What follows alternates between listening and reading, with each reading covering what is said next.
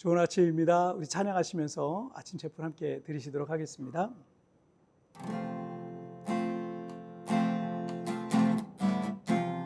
약할 때 강함 되시네 나의 보배가 되신 주 나의 모든 것 주 안에 있는 보물을 나는 포기할 수 없네 주 나의 모든 것 예수 어린 양 종귀 아니 예수 어린 양 종귀하니리.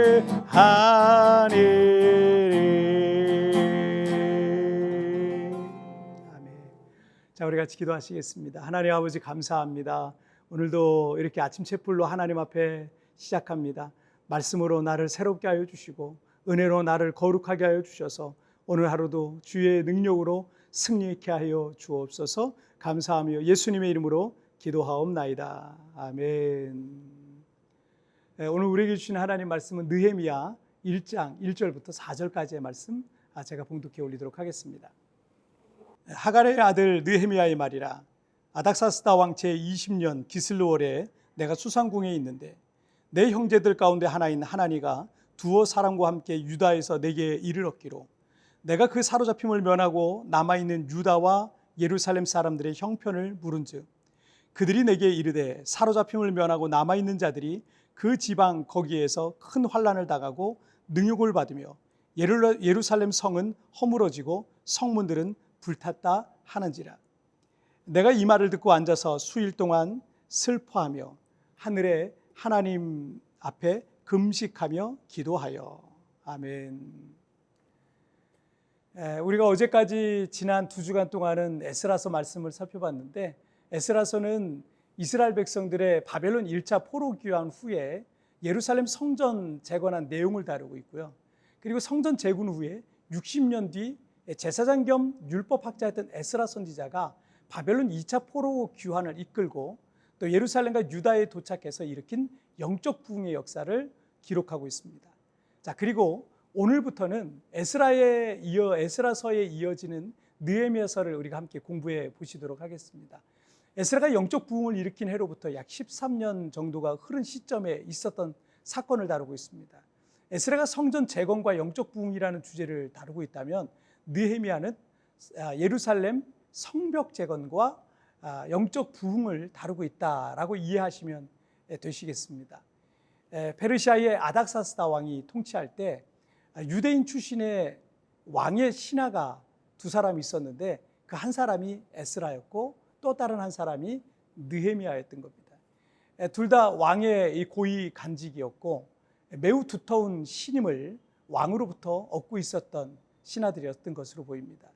특별히 느헤미야는 왕의 술관원이었는데 당시 이 고대 사회에서는 언제든 암살자들이 술과 음료를 통해서 왕을 독살할 가능성이 크기 때문에 느헤미야가 왕의 술관원이었다라는 것은 얼마나 왕이 그를 신임했는지를 짐작해 볼 수 있는 부분입니다. 어쩌면 측근 중에 측근이다라고 이제 할 수 있겠습니다. 느헤미야 1장 2절을 보시면 내 형제들 가운데 하나인 하나니가 두어 사람과 함께 유다에서 내게 이를 얻기로 내가 그 사로잡힘을 면하고 남아있는 유다와 예루살렘 사람들의 형편을 물으니. 느헤미야의 형제 중에 하난이라는 사람이 예루살렘에서 페르시아의 궁까지 느헤미야를 만나러 찾으러 온 겁니다. 느헤미야의 형제 하나니는 13년 전에 선지자 에스라의 인도로 바벨론 2차 포로 귀환의 대열에 합류해서 유다로 귀환했던 것 같습니다. 이스라엘을 사랑하던 느헤미야도 13년 전에 그 귀한 대열에 합류하고 싶었는지도 모르겠습니다. 하지만 페르시아에서 그가 높은 관직을 맡고 있었을 가능성이 컸고 그래서 왕의 허락 없이 마음대로 그 직을 그만둘 수도 없었을 겁니다.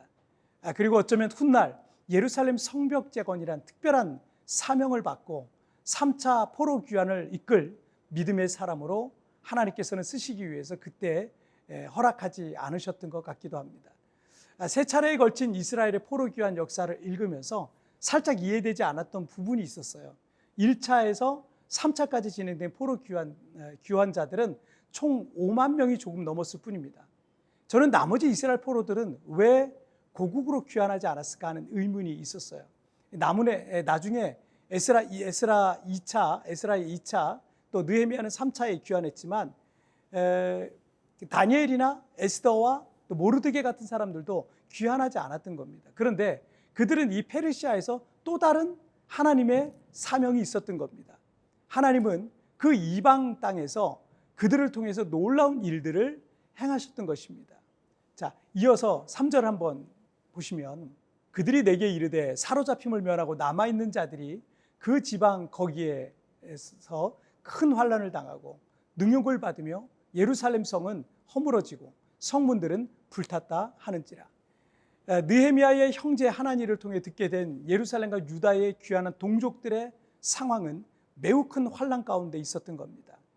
BC 586년 바벨론에 의해서 예루살렘이 멸망할 때 성전과 함께 또 왕궁뿐만 아니라 영광스러운 예루살렘 성벽도 모두 파괴되었습니다.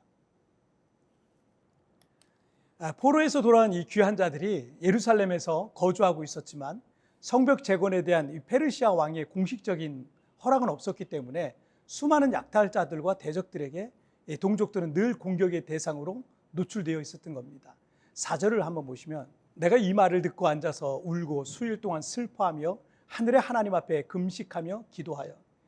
동족들의 처참한 상황을 듣게 된 느헤미야의 마음에는 큰 고통이 있었습니다. 느헤미야는 고위 간직자로 있긴 했었지만 그의 능력으로 할 수 있는 건 아무것도 없었습니다. 그래서 고통 가운데 여러 날 동안 울면서 금식하면서 하나님 앞에 기도할 뿐이었던 겁니다. 느헤미야는 이 왕의 최측근이었고 왕이 가장 신뢰하는 신하였던 고위 간직자였습니다. 그는 왕의 신임 가운데 별다른 염려와 걱정 없이 평안하게 일하면서 그렇게 살아갈 수 있었을 거예요. 하지만 이 동족의 고통이라는 것을 알게 되었을 때 자신이 할 수 있는 건 정말 아무것도 없었기 때문에 하나님 앞에 금식하며 매달려 기도할 수밖에 없었던 겁니다. 이것이 그가 3차 포로 귀환의 새로운 지도자로 등극하는 이 과정이 된 겁니다. 고난이라는 것은 당시에는 슬퍼 보이고 때론 고통스럽기까지 하지만 이 고난은 하나님의 개입을 부릅니다. 우리는 고난이 없을 땐 하나님을 잘 찾지 않고 하나님 앞에 간절하지도 절박하지도 않습니다. 그러나 믿음이 약한 사람조차 이 고난은 그 믿음의 간절함과 절박함을 크게 만드는 특징이 있습니다. 그래서 그 고난을 통해서 하나님께서 개입하시고 그것을 통해 하나님을 경험하는 믿음의 간증자가 되게 하시는 거죠.